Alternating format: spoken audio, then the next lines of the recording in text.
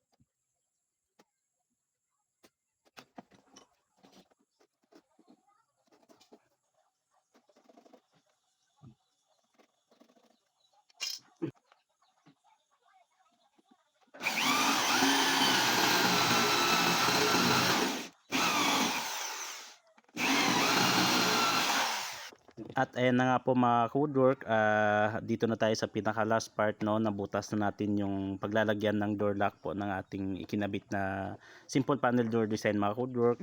So ayan, salamat po sa panonood and thanks for watching. God bless. Bye!